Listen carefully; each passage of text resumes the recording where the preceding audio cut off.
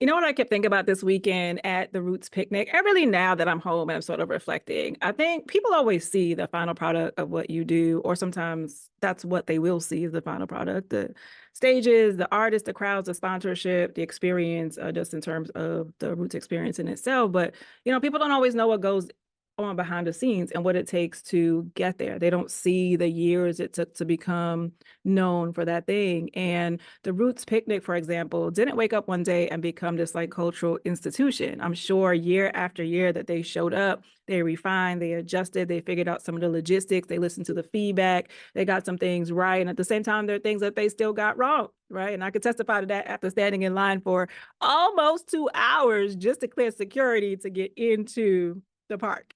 Right. And listening to other people that was like, oh, they should have learned from last year and all of this. But I know they did take feedback in from last year and adjusted some things as well, right? But they keep on growing and evolving. And I think that's a lesson that a lot of us need right now in our businesses, right? We need so much. Not we need so much. We spend so much time worrying about whether we're doing it right that we forget that becoming known for something takes time. It takes repetition, it takes visibility, it takes being willing to let people see the version of you that's still figuring things out, right? The incomplete version of you, if you will. And that happens by you showing up. Nobody becomes known by hiding. For me, I want to be known for helping high achieving women build the emotional capacity required to fully show up in leadership, visibility, business, and life. And it's been tricky for me to figure out the different avenues of that. But honestly, the message has gotten clearer because I continue to show up, not because it's something that's in my head, not because it's something that's, just on paper. It's because I keep serving, I keep listening, and I keep refining, right? I understand that there are folks that I may serve deeply on the therapy side. I understand there may be women who are building, not just in their careers, but outside of that, I need a little bit more support to show up, whether it's in the boardroom or for the businesses that they're creating for impact, right? And that's what I want to do too. Right. I want to help you show up in those spaces so that you will be known. Okay, that you can do the things well, right? We can tackle what gets in your way on an emotional level so that you can figure out how to be more present and whole in your life. I think the two go together, emotions and marketing. All right. Your trauma stories about how you show up or who you are, it is deeply connected.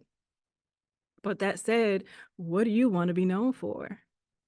Not what do you do? Not what's on your website. What do you want people to immediately think of when your name comes up? And are your actions helping you build that reputation?